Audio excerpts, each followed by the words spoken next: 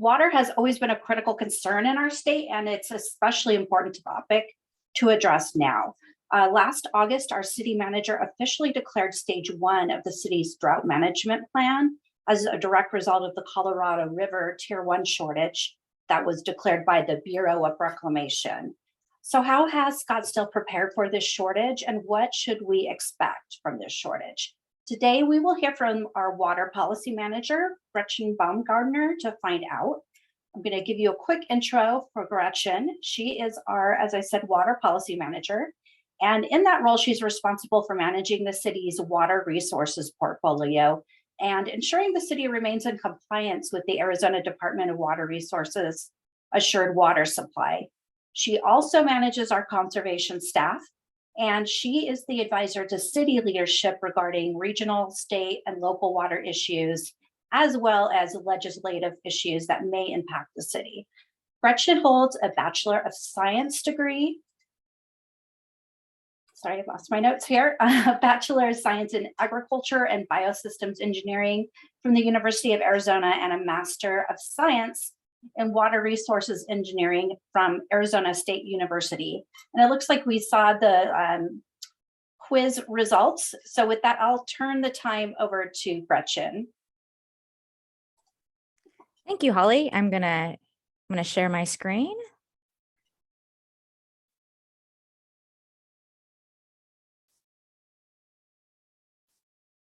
Holly, can you tell me if everyone can see that?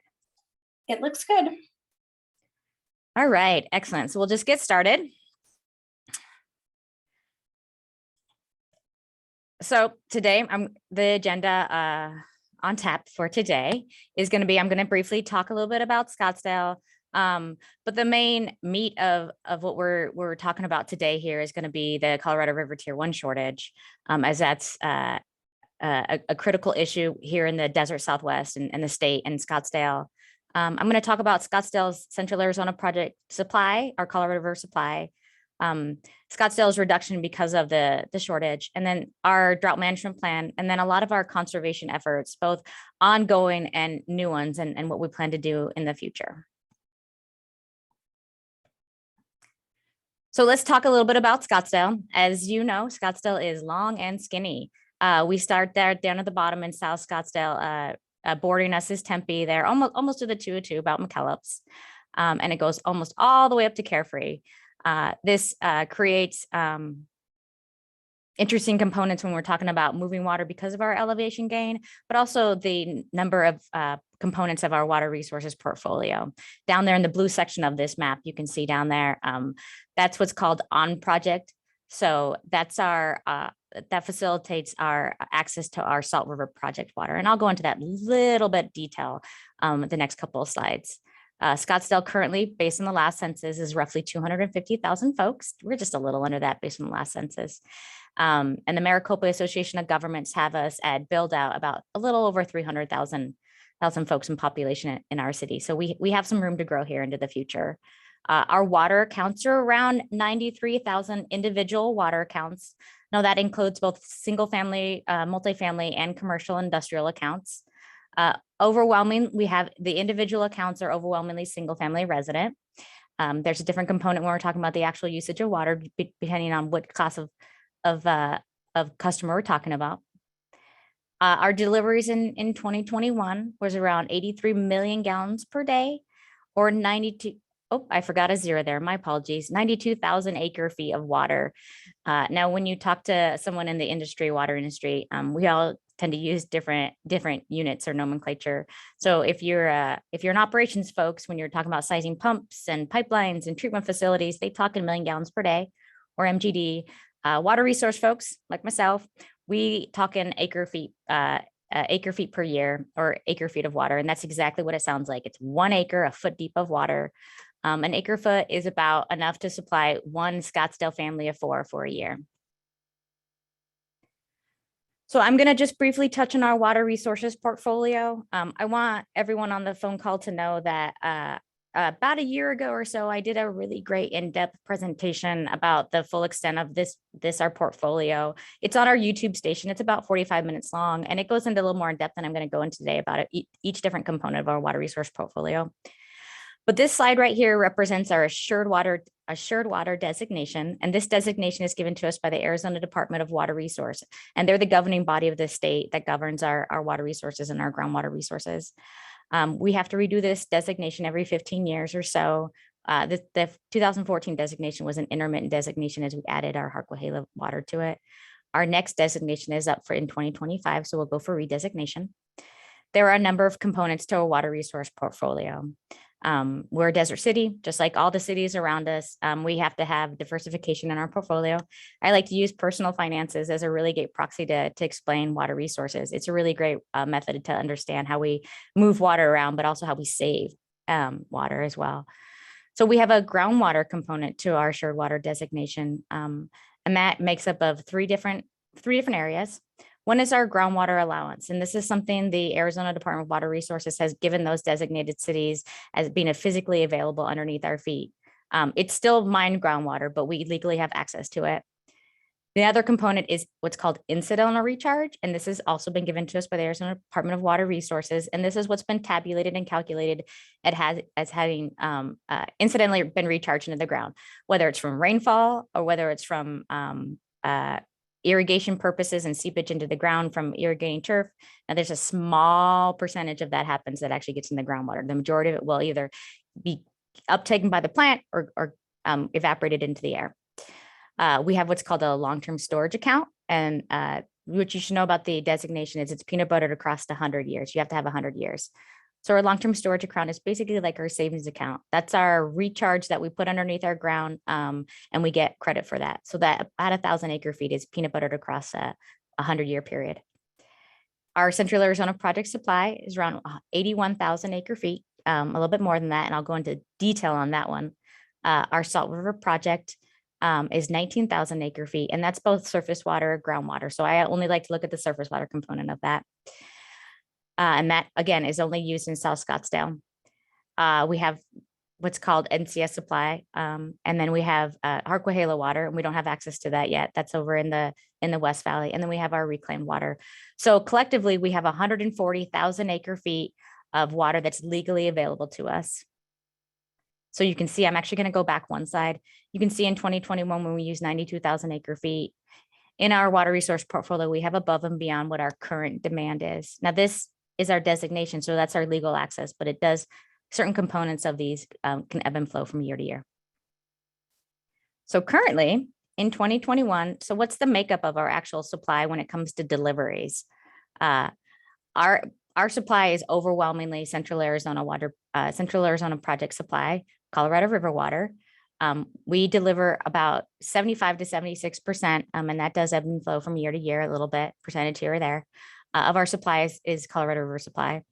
13% of that is SRP supply. And the reason for that is SRP water, the water right to that is tied to the land.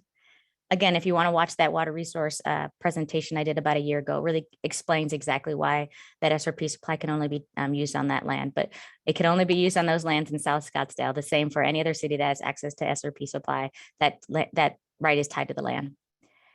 We normally use about 3,000 to 4,000 acre feet of groundwater. We try to keep that percentage very low, 3 to 4%. Last year we were at 4%. And the reason for that is we want to keep our aquifers underneath us as healthy as they can be for when we need to draw on them in times of extreme shortage and drought. And then we have our reclaimed portion of our water. A lot of our treated wastewater, which we're calling reclaimed or effluent, we'll send to either recharge, but here this is sending to turf facilities like a lot of the golf courses up north. So 2 slides ago, when I talked about the percentages of our accounts based on single family residents or the other customer sectors we have in. So overwhelming the single family resident accounts, account per account is single family resident. However, when you would look at the actual percentage of water used, single family residents are about 50% of that water usage. And that's because the commercial and larger multifamily usage, meter per meter uses a little bit more water. So what we're here today is to really talk about Colorado River supplies. And this is really just a very high level drive-by of Colorado River supplies. There are 7 basin states that have access, 7 basin states and 2 countries that have access to Colorado River water. The 7 basin states you can see on the figure on the right are divided into upper and lower basins. So the upper is going to be Utah, Wyoming, Colorado, and New Mexico. And the percentage or the amount of river water is examined there in that figure. The upper basin has 7.5 million acre feet, and the lower basin has 7.5 million acre feet for a total of 15 million acre feet. And in 1944, a treaty with Mexico deemed them to have 1.5 million acre feet for a total of 16.5 million acre feet. The important thing to note here, and I'll explain this a little bit in a little more detail, is in 1922, when the compact was signed by the contract was made by the 7 basin states, the flows were divvied up based on stream flow records starting in the 1890s, and there was a 30-year stream flow record. It was the wettest period on record. We have not seen those flows since, and climatologists are saying that we're not going to see those flows anytime in the future. So here we are today. Tier 1 shortage was declared by the Secretary of the Interior in August based on the Bureau of Reclamation's 24-month study. And I have a graph of that in further slides, to be triggered on January 1 of 2022. So now we're deeply seated in 2022 and we are in a tier 1 shortage. So how did we get here?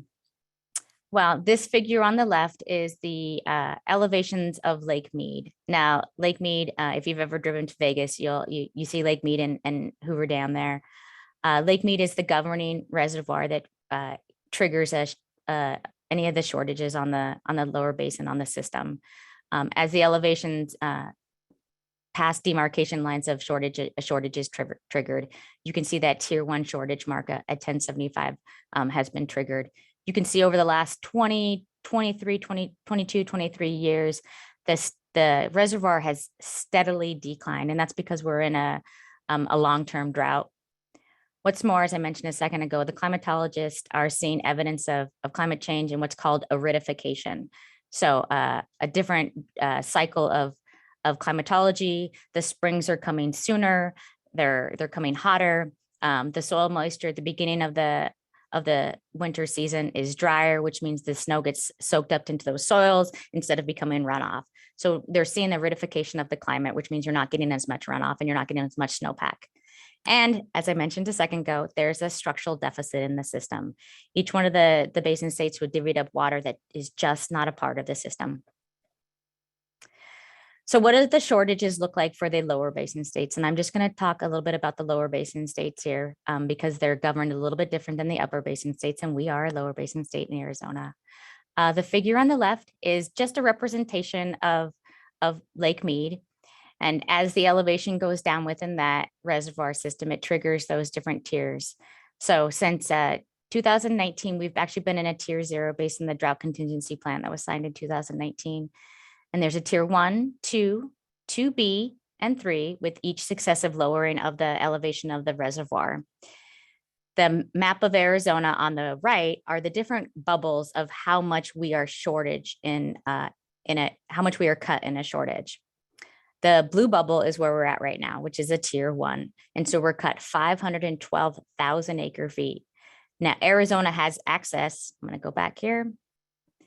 You can see that Arizona has access to 2.5 million acre feet. And so we're shorted 512 acre feet of 2.8 million acre feet. The Central Arizona project takes the only overwhelming cuts of that. Central Arizona project is approximately 1.6 million acre feet in allocation. So when I mentioned the Bureau of Reclamation's 24-month study, this is the representation of that. So what the Bureau of Reclamation does is it takes different hydrologic models and overlays them with the reservoir system and can predict approximately what they think the reservoir system in Lake Mead will be at. This is Lake Mead. So the the vertical black line is where we are at today or in March. This is the April study that just came out a week or two ago.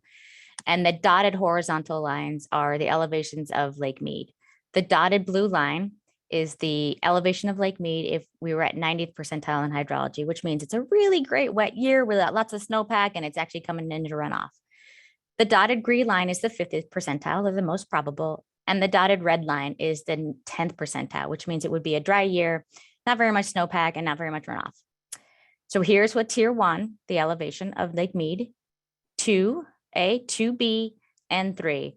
The biggest concern here is going to be that red horizontal line, and that you can see that the red dashed line, there is a potential for Lake Mead to fall into tier 3, which would be critical to all stakeholders in the lower basin states and all stakeholders in Arizona that have subcontracts and leases with the Central Arizona Project.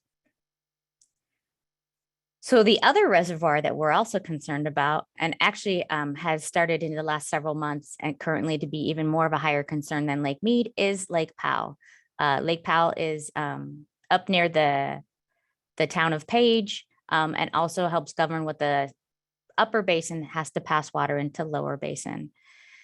This is exactly similar to the last figure I just talked about. The dotted blue line is the 90th percentile, 50th percentile, and 10th percentile. The reason why this has now become a biggest issue with the water users in the 7 basin states, which include the upper basin and the lower basin, and now the Department of Interior and the Assistant Secretary of the Interior has asked for more tools to use to save this lake. These 2 horizontal lines right here show that there's a probability that the lake will go in between these lines. And it actually just dipped below the orange line about a month or so ago. And the issue with that is some of the engineering abilities of Glen Canyon Dam, which holds back Lake Powell. So both Lake Powell and Lake Mead and their dam system are the electric generating stations. So if you drop below the orange line, there becomes some engineering issues and some mechanical issues with the reservoir. The biggest concern is that red horizontal line for Lake Powell.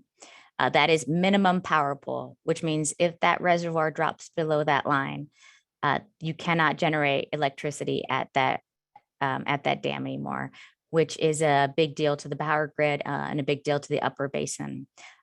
There's also some critical issues with water deliveries below that. The town of Page cannot get water if the lake drops below that line. And there's portions of the Navajo Nation that also have some critical issues with water delivery if that happens. So the 7 basin states and the Secretary of the Interior are currently working on ways to keep that reservoir above that line. So now we're concerned with Lake Mead and very concerned with Lake Powell. So what does this all mean to Scottsdale? So like I mentioned before, the city of Scottsdale gets about 75% of its total water supply currently that we deliver to our customers from the Colorado River supply. All Western rights and Central Arizona Project is no exception to this, are dictated on what's called a priority system. So folks that have access to and water rights, there is a priority system to it. And I'll explain that in a second. So the city of Scottsdale gets their Central Arizona Project water delivered through the Central Arizona Project Canal, which meanders from Lake Havasu all the way down to Tucson. And we get ours at the turnout up there at our water treatment facility, which is just north of the 101 near the TPC. So what does this look like for Scottsdale? I know this is a very colorful and busy slide, and I'll explain it.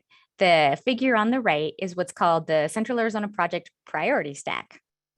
Now, what this means is there's different levels of water rights within actually any Western water system. And so this is those folks on the top of this stack that have access to those specific rights have what's called a junior priority. And those folks on the bottom of that stack or in the middle of the stack will have more senior priority. So if you have junior priority, you get cut first in a shortage.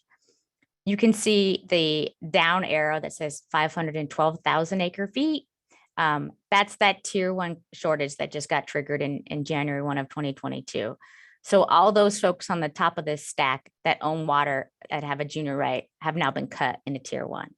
So there's something called the ag pool, which there's agriculture users in Pinal County, but also southern portions of Maricopa County that had access to Central Arizona Project water that no longer do because they had a junior right.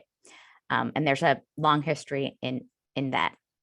The next pool that has been cut about 50% or so, 44%, 50%, it depends on orders. It's called what's called the NIA priority pool. This Scottsdale has 4% of its supply is NIA priority. So the portion of our supply that is NIA was cut this year about 44%. You can see from the table on the left, which is our priorities and our access to Central Arizona Project water, 96% of our supply is that blue area, which is called M&I, municipal or industrial, or Indian priority. We have 2 Indian leases, 200-year Indian leases that we lease water from Indian right settlements. So you can see we actually have a pretty decent priority in the majority of our water, but you can see those kind of those very approximate arrows is that the deeper you go into the tier shortages, 1050, 1045, 1025, it starts to cut into our potential, our subcontract water. So this table is out of the drought management plan of Scottsdale.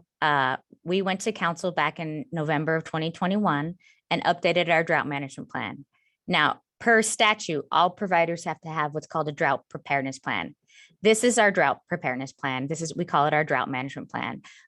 It's set with triggers and demand management tool based on any shortages or cuts to our system. So this table is in the new drought management plan. And in their approximate cuts that we expect at each one of the tiers. And I say approximate because we won't know exactly what happens until it's cut based on orders and individual calculations that Central Arizona Project does. But for planning purposes, these are really good numbers. So in a tier 1, we expected to approximately be cut about 2,300 acre feet. We were cut a little bit lower than that. In a 2A, it's 3,400. In a 2B, it's 7,300. And that tier 3 is about 1,500 acre feet or 13.5 million gallons per day. A tier 3 is really the point where us and other providers will potentially have to, in the long term, move water around in a different fashion. That this is like the critical point that would really make our ears perk up. So, what has Scottsdale been doing to prepare for this? And other providers, other cities all around us, that includes us in Central Arizona, Phoenix, Gilbert, Tempe, Peoria, Glendale. We're all partners, and those folks have been doing very similar things. So this table actually represents what we have been recharging in the ground, in the aquifer, to be called upon in times of severe shortages and severe cuts. So this is just a 5-year snapshot of the quantity of water that we've recharged into the aquifers. We've been doing this for decades, so this is just a snapshot. We've been recharging our excess CP, and I say excess because we have that bucket of Central Arizona Project water. And like I said, our personal finances are a really great proxy to understand how we plan for water resources. We would never want to live paycheck to paycheck. So we have currently above and beyond what our current demand is, so we can also grow into our future demand and growth. And as you saw on the second slide, I talked about how Maricopa County Association of Governments has this out to 312,000 folks in population. So the additional CP water that we have now is for that additional growth, as well as other components of our assured water supply. So that extra CP water that we have right now, we've been recharging into the ground underneath our feet for future, as well as for times of shortage. We also recharge our treated wastewater, or reclaimed or effluent. On a 5-year average, the total recharge is approximately 15,000 acre feet annually. I'm going to go back to this slide. So you can see in a tier 3, we approximately expect to be cut about 15,000 acre feet. So 1 for 1, we've been basically putting in our savings account what we would expect to be shorted. So we're in a pretty good space right now. Some of the issues on the reservoir system is there's a lot of uncertainty of exactly how long we would be in a tier 3 when that does get triggered. There's a lot of uncertainty of how the system will be governed in the future, and there's a lot of uncertainty about the future hydrology of the system. So some of our current and expected responses, we activated our drought management plan. I am very proud, and we should all be proud that we are one of the first cities in the state to actually activate our drought management plan. We did it. I believe Tucson did it, and also Surprise did it. And some of the other cities are looking to activate their drought management plan. And what that means is in stage 1, this is a heightened conservation and messaging campaign to let folks know. And the title of this presentation was, how do we save that 5%? And so we're asking our customers to find ways to better use water and be more efficient. Efficiency is going to be the name of the game with that 5%. So we're asking folks to really evaluate their own individual water usage and find ways to just be as efficient as they can. And you'd be surprised by just doing a couple minor things that 5% can be saved. I'm going to talk about a number of these things in a little bit more detail, but we're increasing our ASR well capacity, which is our storage and recovery capacity, recharging our wells and also the production wells, what's called an AMI meter networking, our Water Smart portal, our HOA budgeting program, our facility audit program, and a bunch of other opportunities to engage the public and find more opportunities to build more programs. So our stage 1 drought management plan, the city manager instituted that back in August, and we've been working really hard to find ways to further message to the city. We got together because of that enactment of our stage 1 as our drought management team, which means that several city divisions and departments get together every single month and talk about ways to internally reduce water, and then also communicate amongst divisions out to the public what can they do. So internally, we've come up with a 5% reduction goal of our own for the city to reduce our own internal water usage. Our parks department, which will be one of those bigger out-facing folks because they are a decent turf use for a collective community use, has actually been doing this for the last 2 decades. The Parks Department got together 2 decades ago and said, we need to do better. And the Arizona Department of Water Resources gives all turf facilities what's called a conservation allotment. And so the Parks Department said, you know what, we're going to do 15% better. And they've been doing that for 2 decades now and saved 3 billion gallons. We've undertook facility audits in the last 2 years to identify those water savings internally to the city. This is something that we've really, the Water Smart customer portal we've undergone in the last 2 years or so. And this is something really exciting that I hope every single customer takes advantage of. So the city has started to put in infrastructure. It's called automatic meter infrastructure, AMI meters. So most of the time you guys all get your bill and you say, this is my bill. This is 1 lump of water. Most everyone probably just pays it and they don't actually pay attention to their water usage because it doesn't necessarily mean anything to you in a monthly collective. So what an AMI meter does is it will give you the hourly data of your water usage. And in that manner, you can start becoming your own water manager and finding ways to really hone in on your own efficiency and thereby saving water. Most people have no idea how much they irrigate their water. Their controller turns on, either their landscaper turns on their controller or you turn on your controller and let it go and don't even think about changing it. The Water Smart portal gives access to the customers to be able to see that hourly data. So you can see your irrigation go off at 6 a.m. and see how much water that usage is. We just recently turned on what's called leak alerts. If you sign into the Water Smart portal and you do that through your utility bill, you have to go through your e-services and hook up to your utility bill. And then there's a little Water Smart button that you push and it pushes you through and is able to show you your usage if you have an AMI meter. About 40% of our customers have an AMI meter. And this is an infrastructure project. So it takes some time to put that infrastructure in place. We wanted to roll this out before we were 100% because it does take some time to put that in. So if you have an AMI meter, you're able to see your hourly data and you could sign up for a leak alert. So if you have a leak that's over 15 gallons per hour, you could get an alert saying so, and you don't have to learn, a month later when you get your really expensive bill and you're like, what happened? This will give you an alert before then. And if you do have any questions, about your water usage and just can't understand exactly what those hourly usage are, we have a number of programs that can really help you hone in on that. So the Scottsdale Conservation Program is one of the most robust here in the Valley. We have a very robust incentive rebate program. We do workshops. We've actually been videotaping any of those, and those are on our YouTube station. We do commercial audits, the Water Smart portal or HOA program, and then we have the outdoor efficiency water checks.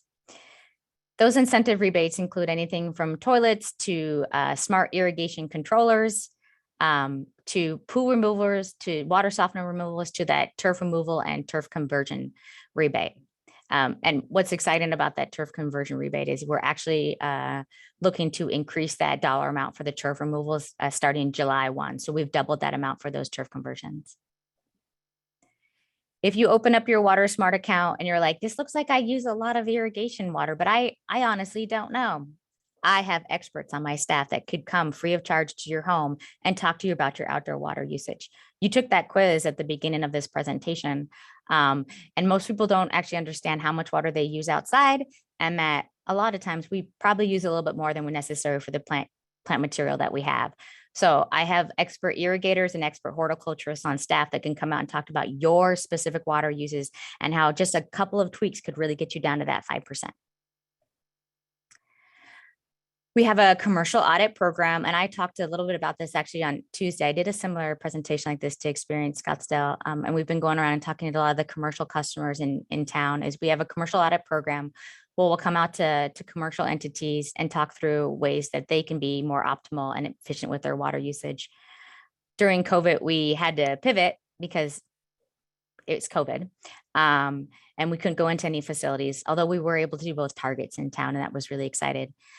But we went through almost all the city facilities and did very thorough audits in the city's facilities. We did all the large ones, all the medium ones. We have a couple of small ones left to go, but we found a number of leaks, and we also found a number of areas we can optimize things like cooling tower usage and fixtures inside the buildings. And so the city is going out and changing out the fixtures to more efficiently and low flow fixtures. And this is just a slide that talks about what a facility water audit is. It's really important to get those commercial customers as partners of ours because they're important to our economy, but they're also important to saving water, and they have a business to run. The city of Scottsdale has a total of 574 meters, and we went through and checked all of those and matched them up with our water usage and found ways to optimize our internal audits. This is something that's really important to the city. When we go out and talk to our customers about water usage and the fact that we're in a shortage and we're in this critical time with the Colorado River, we want to do what we ask you to do as well. So we're checking all of our facilities and making sure that we can save. And we found that we have a potential of up to 4 million gallons of savings that we're currently evaluating ways to save that water. We also have this new program. This is actually a really exciting program. I wouldn't say it's in its infancy, but I will say it's in its teenagehood. What we're doing is we're going on talking with HOAs that are interested, understanding their specific water usage. This can also obviously be challenging as an HOA has its own board. It also has a property management, also has a landscape company. So those are all folks that we need to have a conversation with to get on board to find out what the goal of an HOA is and what kind of things they'd like to accomplish. And also what's their financial ability to accomplish those. So you can see the figure on the right. This is just an example of one HOA that we went to. We overlaid 5 years of their usage, which actually we found is their water budget. So we have a water budgeting program based on GIS data, a lot of land use data and technology that we can build a budget for an HOA and actually show them how much water is necessary for the landscape that they do have. And so with that, what we're trying to do is really message out that this is critical for all Arizonans, not just Scottsdale, but because we're the city of Scottsdale, we want our customers to be the best partners on this. The city's not going to be able to solve this. The state's not going to be able to solve this by itself. It's every single customer and resident that lives inside Scottsdale, that lives inside any of the Arizona cities that have access to Colorado River water is a part of the solution. It's not your neighbor. It's you guys, it's you. And it's just understanding exactly how you use water and how you can really hone in on efficiency. So right now, efficiency is the game. We need everyone to be our partners in finding ways to really reduce that water usage. And with that, I will take questions.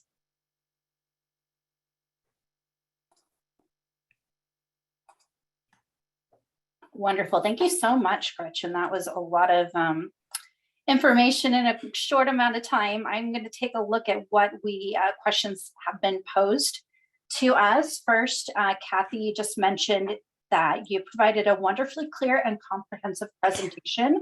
So she thanks you. It is a lot to take in all at once. She asked if these slides will be available for download after the webinar. Kathy, yes, we will be sure to put those, take the presentation, and we will add it to our Scottsdale 360 page so that you can look at this and reference it later. We had a few questions related to HOAs, so it's nice that you touched on that. Does the HOA audit include all the water used in the HOA, or is it just for the common areas? That's a really great question because it's not a straightforward question. So the most challenging of HOAs are the ones that are going to have mixed meters, and those that you don't have that landscape and that internal domestic use separated. So those are the more actual challenging conversations to have. And some HOAs that have a really heavy amount of water that's probably mixed uses, we're not necessarily able to put together a budget. So it's more having a different conversation with those HOAs that have that. We can't necessarily overlay a budget with their actual water usage. It's just having a bigger conversation about honing in with their landscapers and finding ways that their landscapers can be more appropriate with water. So it is a great question. There are HOAs that have separate landscape meters, and in that way, those are actually the cleanest, as you can see, probably HOAs to give a budget to, but you can see those HOAs, especially down in South Scottsdale, where you have the infrastructure is older, the HOAs are older, they're more likely to have those mixed meters. And so that's a little bit more of a harder conversation to have, but our staff does have those conversations. And so we are ready to continue to be partners with those HOAs. Fantastic. And then who can a resident contact for the HOA audit? Water conservation at ScottsdaleAZ.gov. If you want to put that in the chat, or we can put that later on. That's a conservation inbox that my whole staff mans, and so they get directed to the appropriate person. Okay, excellent. And who can a resident contact for pool removal incentives? Same email. Same email. Yep. Okay. All those now that we do have a web page that you can go to. Just go to ScottsdaleAZ.gov and search water conservation, and those web pages will detail out the different rebate programs.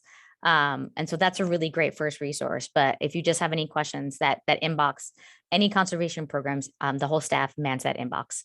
Okay, excellent. Bob Newport is asked, what suggestions might you have for residents who live in an apartment? Oh, an apartment. Interior usage on apartments, especially newer apartments, actually tend to be really great, because it's just interior usage. It's your showers, it's your toilets, it's your dishwashers. And again, like I said, if they're new, all those fixtures are going to be new. Depending on if that apartment complex is large and if they have that outdoor usage, you could talk to and if it's a condo, you would obviously have your own HOA. You can talk to your property management and talk about getting an outdoor audit for the apartment complex itself, and kind of just looking through the landscaping. So it's going to depend on actually the landscaping at an apartment complex. Is there turf there, or is it just desert landscape? I would ask my apartment complex is, how old is that landscape system? Have you guys ever done have the landscapers ever walked around and checked for leaks? You would be surprised at the amount of leaks in a drip system. Actually, I would bet that at least a percentage of the folks on this call potentially could have a leak in their landscape right now. It's actually a really common thing. So go around and check your drip system and see if there's any wet spots in the ground. But it would really depend on whether or not there's a lot of turf in that apartment complex or not, and whether or not that's a good conversation for us to have with that landscape, that apartment complex company. That makes sense. Thank you. Are other city governments approaching water savings similar to Scottsdale? Yeah. So all the other Valley cities are just as cognizant as Scottsdale. They haven't enacted their drought preparedness plan, their drought management plan. I do know that they are considering it.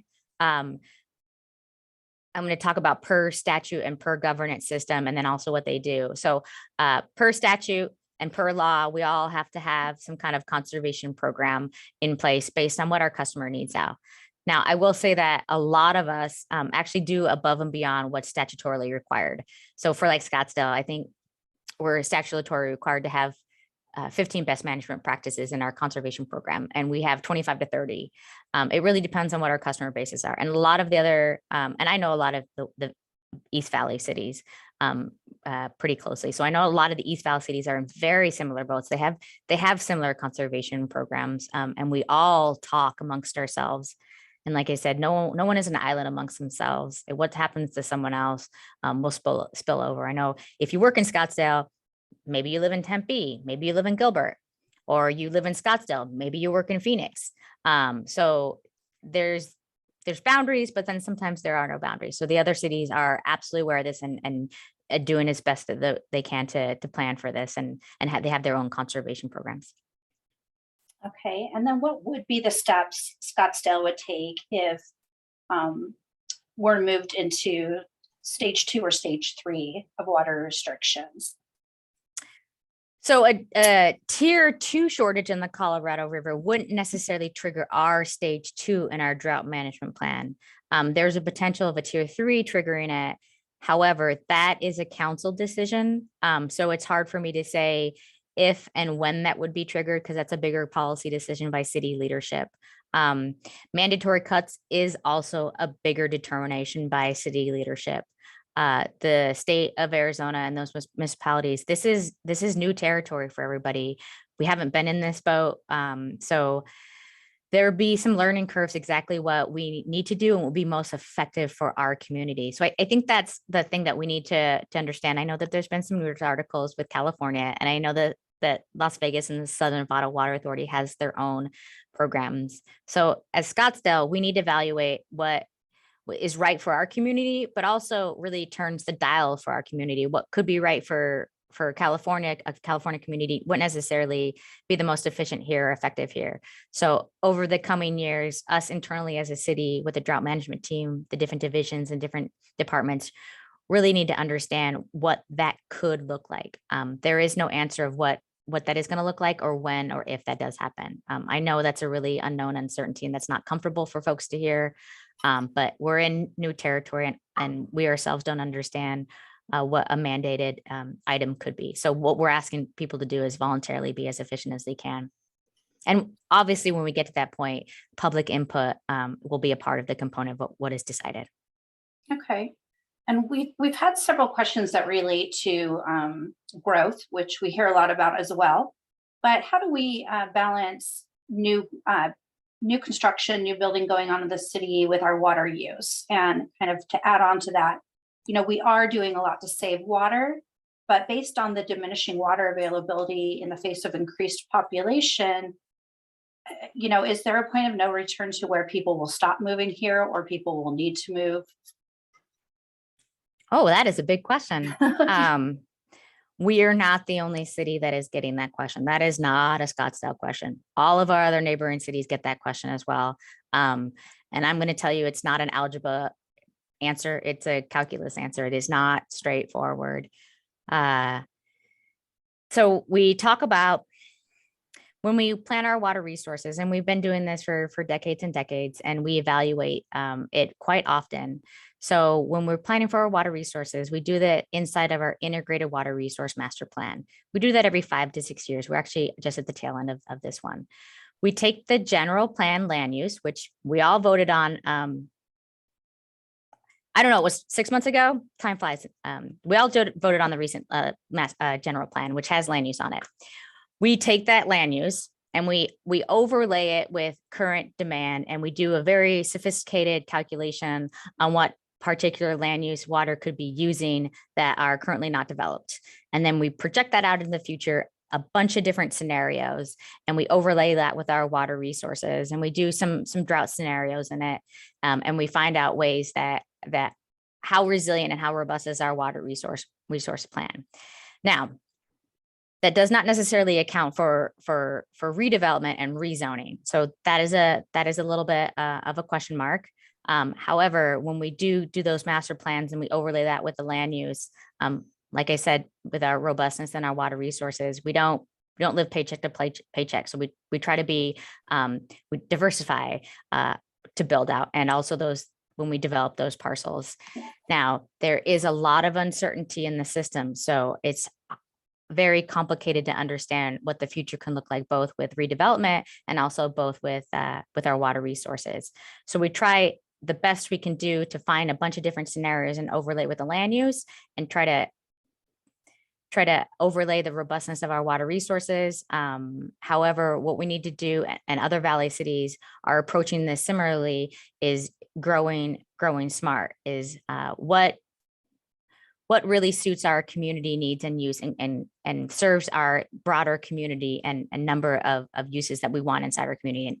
And every provider needs to have that question amongst itself. And I know that all the other cities are having that conversation as well. It's a tough math problem. Oh, for sure.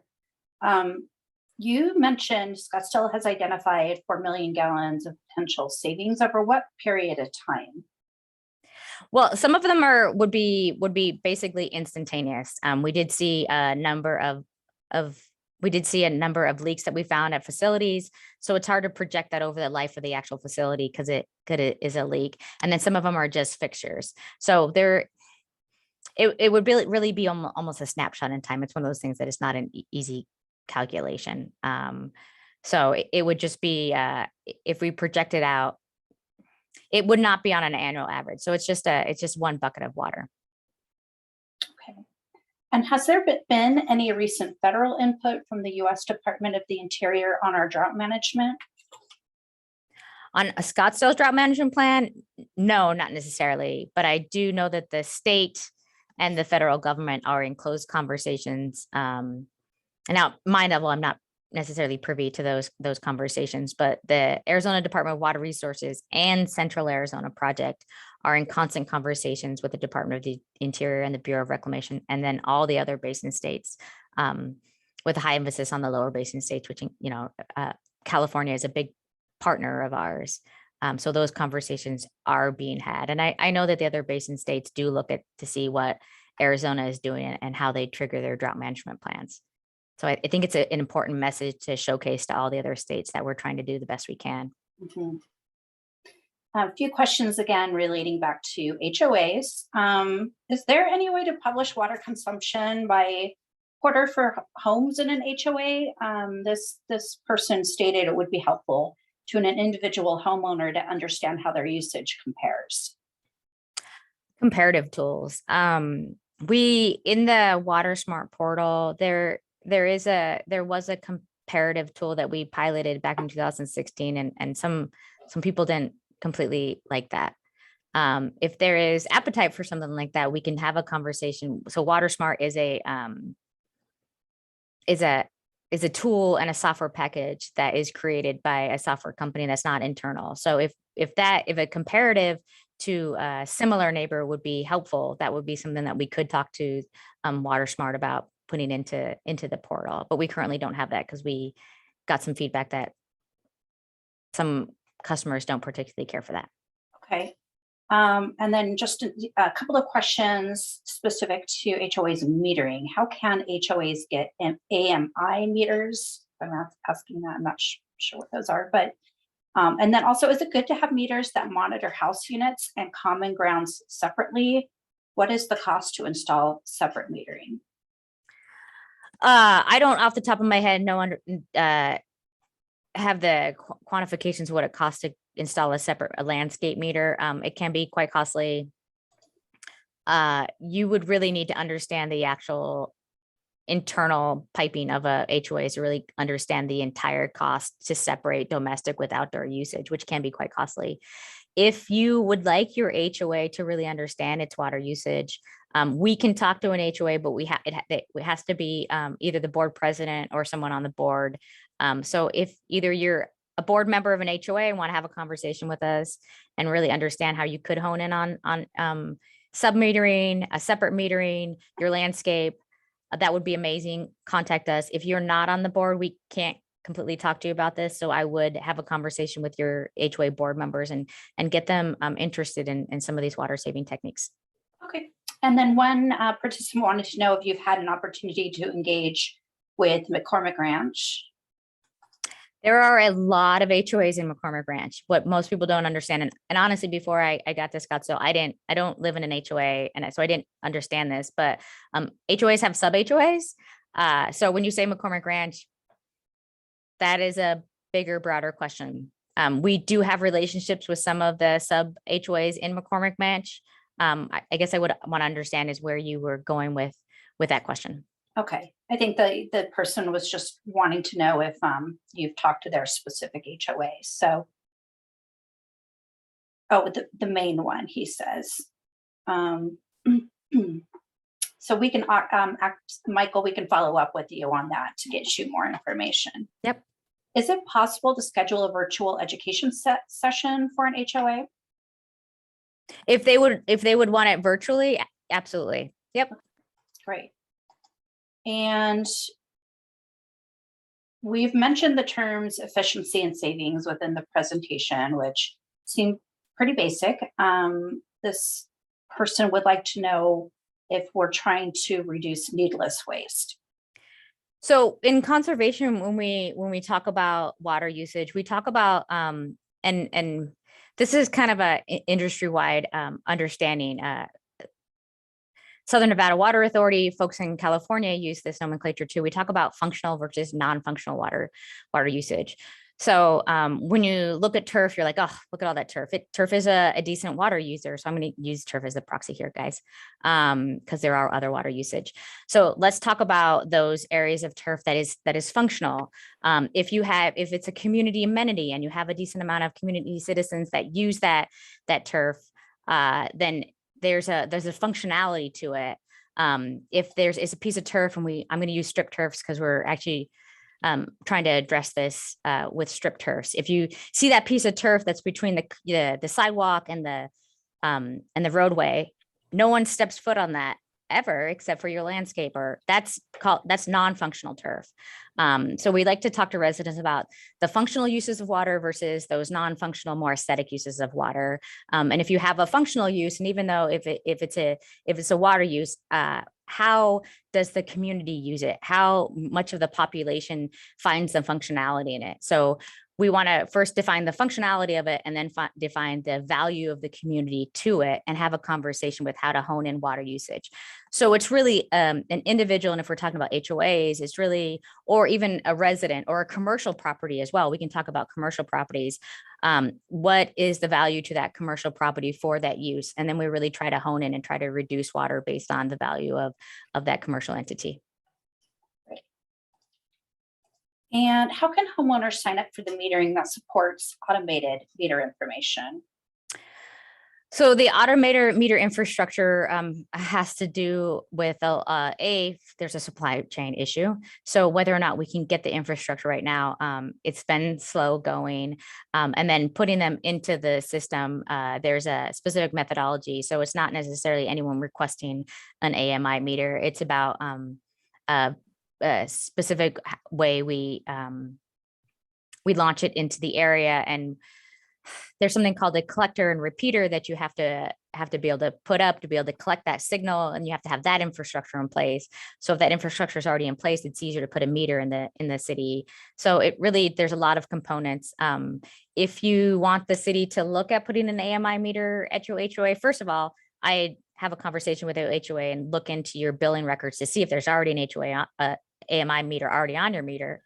And if there isn't, you could request from the city.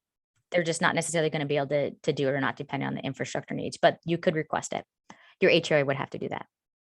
Okay. And Gretchen, do you have any rough estimate of how much savings can be realized with replacing natural turf with artificial turf? I don't want to goof this up. We do have potential water savings when we're talking about turf conversions. I don't have the numbers in front of me, and I don't want to speak out of turn. So if we can get your email address, I can follow up and actually have. We do analytical statistical analytics on our rebates every single year based on statistical significance of the actual rebate based on pre and post removal. So I can get you that number. I just don't want to misquote right now because I don't have the number in front of me. Okay, great. And, many homeowners use landscapers, and the landscapers are the ones who set the irrigation controllers. And sometimes it seems like there's a significant difference in what the landscapers actually implement versus maybe what is recommended. We're specifically citing that book, Landscape Watering by the Numbers. How can someone work with their landscapers? If someone wanted to work, and I really very much appreciate this question, Mike, because I think it really incites the homeowner to be, this is your home, it's your landscape. Understanding the water need is really important. So being self-educated and having that conversation with your landscaper. Now, if you don't know where to start, give up an email to the conservation office and we can send someone out. Like I mentioned in the previous slide, we call it an OEC, an outdoor efficiency water check. And they can come out and talk to you about your landscaping needs and also just educate you in the hour that they'll be at your home and better prepare you for that conversation you need to have with your landscaper. Great. And then how much of the city's water usage is for golf courses, or can you talk about that system and how it works? I don't have that off the top of my head. Now, there are a number of golf courses in the city limits. Some of those golf courses are up north of the 101, and a lot of those golf courses are on the reclaimed water distribution system, and they are partners and help pay for that actual system. So those golf courses up north get a decent portion of their water from treated wastewater. Now, there's other golf courses south of the 101 that don't have access to reclaimed water, and they get some of the water, like in South Scottsdale, some of the golf courses get their water directly from SRP because they are an SRP member land and they have access to that SRP water. And that's a whole different right. So it depends on what golf course you're talking about and depends on what water right they have access to. Some of them have their access to their own water and they don't get delivered from us. So that's a tough question to answer. And also I don't have those numbers off the top of my head right now. Okay. Let's see. I feel like we've worked through most of these questions. I see that people put them both in the chat. Oh. And in our Q&As. I'm just going to look here. We have about a minute left. Going back to removing a pool, where can someone start their research about how to do that and any rules involved? So we do have a pool removal rebate, and there is a pool removal FAQ section on our website under the water conservation. So I would say start there and understand what the rebate is all about. We do understand that pool removals can be quite expensive, but again, we do have a rebate for something like that. And if you have any questions, our conservation staff will be willing to answer any of those. Great. Thank you so much, Gretchen. And that's about all the time we have today. So we are going to wrap things up, and I would like to thank our speaker once again, and I hope our participants enjoyed the session. If you haven't already signed up, please plan to join us for our next Scottsdale 360 session on May 12th, where we will talk about emergency management and how we can all practice preparedness. Don't forget to complete your evaluation, and we hope to see you again in 2 weeks. Thanks again.